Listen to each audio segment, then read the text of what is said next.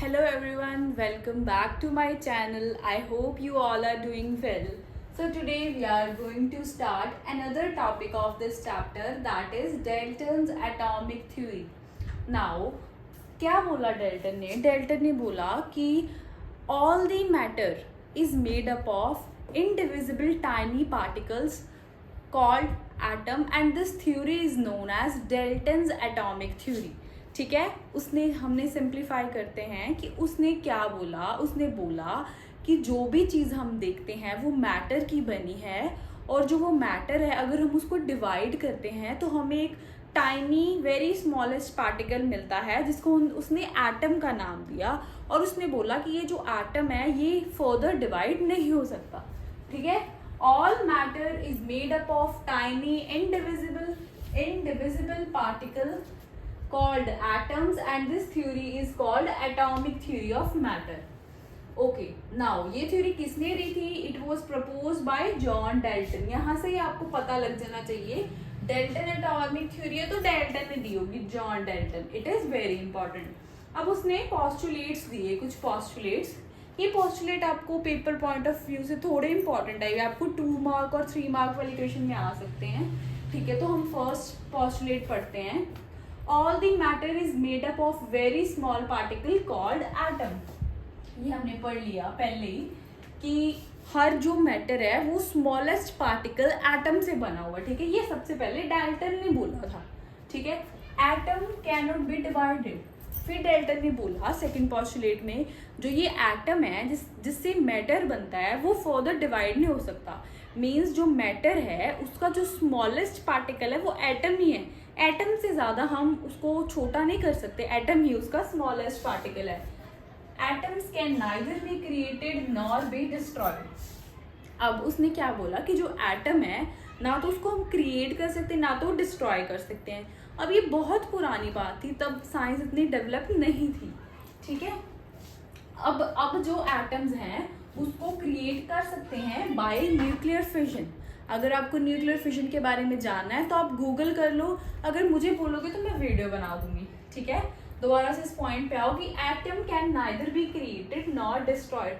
ये हमने laws of chemical combination में भी किया था. इसके फर्स्ट लॉ में हमने किया था कंजर्वेशन ऑफ मास में कि जो रिएक्टेंट साइड होती है और प्रोडक्ट साइड होती है उनमें जो मास होता है उसमें कोई भी डिफरेंस नहीं आता है.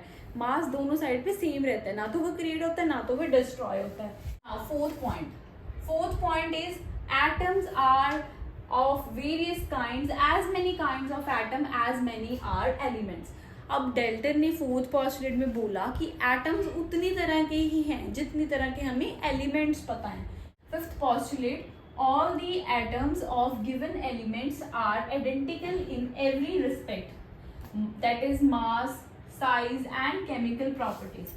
उसने बोला कि एक एलिमेंट है उसके अंदर हर एक जो एटम होगा वो हर रिस्पेक्ट से सेम होगा, चाहे वो हम मास की बात करें, उसके साइज की बात करें या केमिकल प्रॉपर्टीज की बात करें. Atoms of different elements differ in mass, size and chemical properties.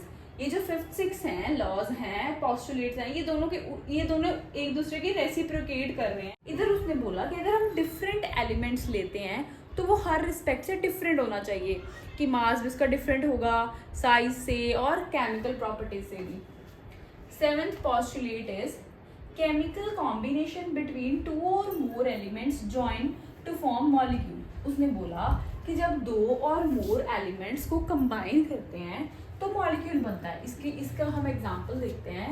Come to this side. जैसे हम एक हाइड्रोजन लेते हैं प्लस एक हाइड्रोजन लेते हैं, अगर इसको हम ऐड करते हैं तो एक H2 मॉलिक्यूल बनता है. ठीक है, जब 2 एटम्स जुड़ जाते हैं, एटम्स के एलिमेंट जुड़ जाते हैं तब ये मॉलिक्यूल बनाता है. तो ये बात सही थी, उसने बोला था ऐसा. Chemical combination between atoms of different elements combine in small whole number to form compound.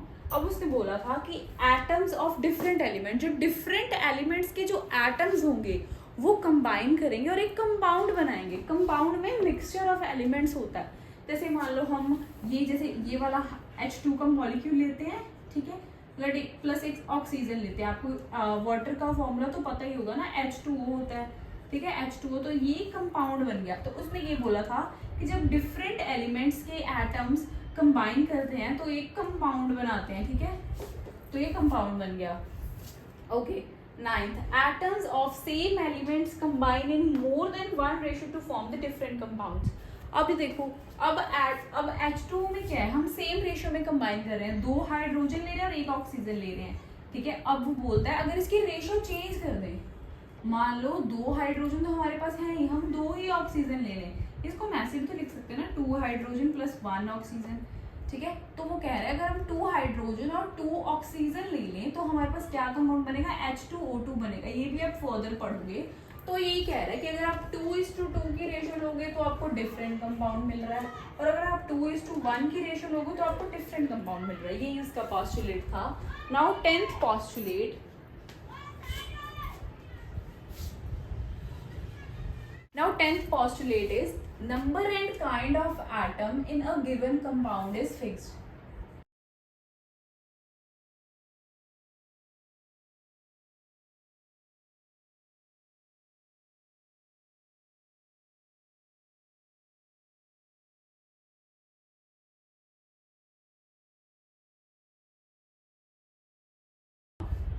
कि जब एक कंपाउंड है उसमें जो एटम्स की काइंड होगी या नंबर होगा वो सेम होगा, वो फिक्स्ड होगा, ठीक है। सो बाय दिस हम अगर थर्ड पोस्टुलेट देखते हैं, atom can neither be created nor be destroyed, तो ये first law of chemical combination को कॉरस्पॉन्ड करता है, ठीक है। तो ये, और ये जो 10th लॉ है, the number and kind of atom in a given compound is fixed, ये second law of chemical combination को कॉरस्पॉन्ड करता है। इसका मतलब इन दोनों वजह से ये थ्योरी आज तक पढ़ी जाती है। these two postulates are very important. So now Dalton's atomic theory was successful somewhat but not completely, okay, because of these 3 drawbacks. Drawbacks क्या थे? Under special circumstances atom can be divided into electron, proton and neutron. अब Dalton ने क्या बोला था? Dalton ने बोला था atom is indivisible.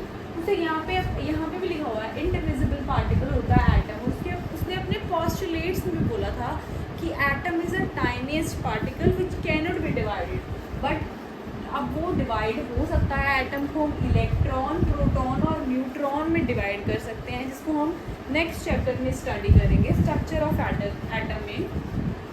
Second postulate is atoms of same elements are slightly differ in mass. अब डेल्टन ने क्या बोला था? डेल्टन ने कहा था कि atoms of same elements have same mass, same size और सेम केमिकल प्रॉपर्टीज होंगी, हर रिस्पेक्ट में वो सेम होंगे, बट ऐसा नहीं था। जो सेम एलिमेंट थे उसमें स्लाइटली डिफरेंट मास वो कर सकते थे, ठीक है। इसको हम आइसोटॉप्स बोलते हैं, ऐसे एलिमेंट्स को हम आइसोटॉप्स बोलते हैं। ये भी हम फर्दर स्टडी करेंगे डिटेल में, ठीक है।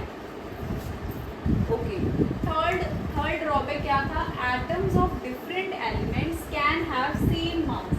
अब डेल्टन ने बोला था जो डिफरेंट एलिमेंट होंगे उसका डिफरेंट मास ही होगा।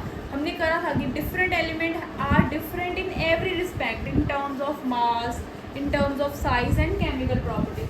बट यहाँ पे क्या ड्रॉबैक क्या आया? हमने क्या फाइंड आउट हुआ कि एटम्स जो डिफरेंट एलिमेंट्स के थे उनमें सेम मास हो सकता था, और ऐसे एलिमेंट्स को हम आइसोबार्स बोलते हैं, ओके। इसको भी हम बहुत अच्छे से स्टडी करेंगे फर्दर। नाउ अब डेल्टन ने कुछ जो एलिमेंट्स थे उनके सिंबल दिए थे, ठीक है। वो सिंबल हम देखते हैं, जैसे हाइड्रोजन है, हाइड्रोजन का कुछ ऐसा सिंबल दिया था, बीच में ऐसा डॉट सा था और सर्कुलर। कार्बन, ओके, ये आप देख लो, these are not that important. ये आयरन, कॉपर, ओके, ये उसने कुछ सिंबल दिए थे, बट दीज सिंबल्स आज की मॉडर्न जनरेशन में इन्हें कोई फॉलो नहीं करता, because these are very inconvenient and difficult to draw, okay. तो हम मॉडर्न जो सिंबल आज पीरियोडिक टेबल में यूज़ करते हैं वो हम फर्दर करते हैं।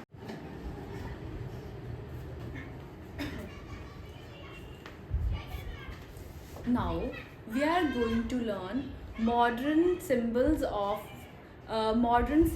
and names of elements in periodic table. Okay, with tricks we are going to remember this. जो मैंने इस साइड पे नंबरिंग लिखी है, these are atomic numbers. Atomic number, her element को एक नंबर दिया गया है जिसको एटॉमिक नंबर बोला है ताकि उसकी रिकॉग्नाइजेशन हो सके. ठीक है. So trick to remember these 1 to 20 elements is happy Henry like beans but can not obtain from near market.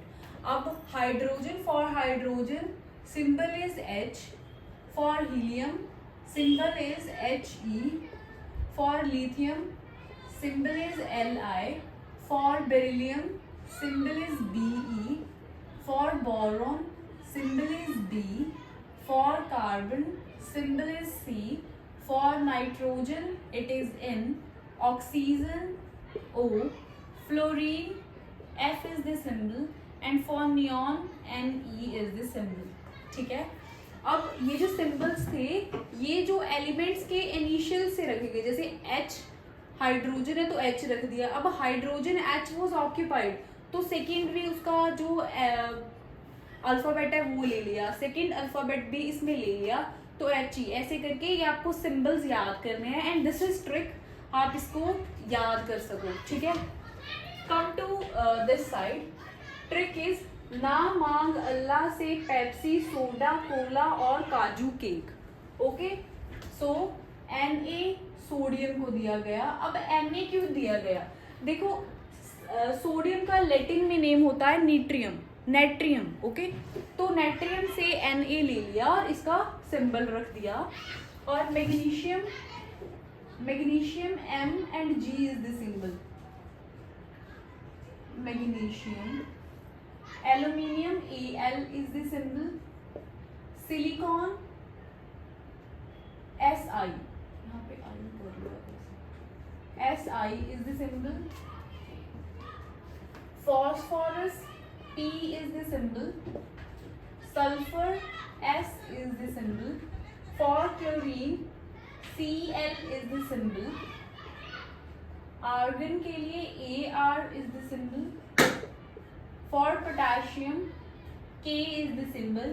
ये भी लैटिन नाम का फर्स्ट इनिशियल उठाया था. For calcium Ca is the symbol.